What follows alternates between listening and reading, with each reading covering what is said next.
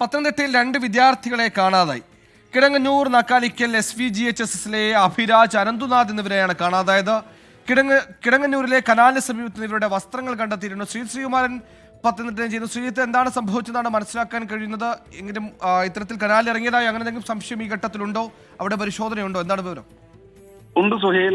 കനാലിൽ തന്നെയാണ് ഇപ്പോൾ ഫയർഫോഴ്സും അല്ലെങ്കിൽ പോലീസും ഇപ്പോൾ പരിശോധന നടത്തുന്നത്. ഇവരുടെ വസ്ത്രങ്ങൾ, ചെരുപ്പ് അടക്കമുള്ള സാധനങ്ങൾ ഈ കനാലിന്റെ പരിസരത്ത് നിന്ന് ലഭിച്ചിട്ടുണ്ട്. ഈ അനന്തവും അഭിരാജും ഈ കനാലിൽ കുളിക്കാൻ ഇറങ്ങിയതാണോ എന്നൊരു സംശയമാണ് നാട്ടുകാർക്കുള്ളത്. ഏതായാലും നാട്ടുകാർ ആരും തന്നെ ഇവർ ഈ കനാലിലേക്ക് ഇറങ്ങുന്നത് കണ്ടിട്ടില്ല. അതിന്റെ ഭാഗമായാണ് പിന്നീട് ഈ പ്രദേശത്ത് നിരവധി തവണ തിരച്ചിൽ നടത്തി. അങ്ങനെയാണ് ഏറ്റവും ഒടുവിൽ കനാലിന്റെ പരിസരത്തേക്ക് എത്തുന്നത്. എന്തായാലും ഫയർഫോഴ്സ് സംഘം 2 യൂണിറ്റ് ആറന്മുളയിൽ നിന്നും അതുപോലെ തന്നെ പത്തനംതിട്ടയിൽ നിന്നുള്ള ഫയർഫോഴ്സ് സംഘം ഇപ്പോൾ തിരച്ചിൽ നടത്തിക്കൊണ്ടിരിക്കുകയാണ്.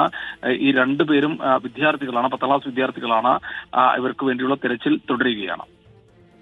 ശരി, കനാലിൽ ഇറങ്ങിയോ ഒഴുക്കിൽപ്പെട്ടോ എന്നടക്കം സംശയമുണ്ട്. അഗ്നിരക്ഷാസേന എത്തി കനാലടക്കം തിരച്ചിൽ തുടരുകയാണ്. കുട്ടികൾ ഈ കനാലിന്റെ സമീപത്തേക്ക് പോയത് നാട്ടുകാരുടെ ശ്രദ്ധയിൽപ്പെട്ടതുമില്ല.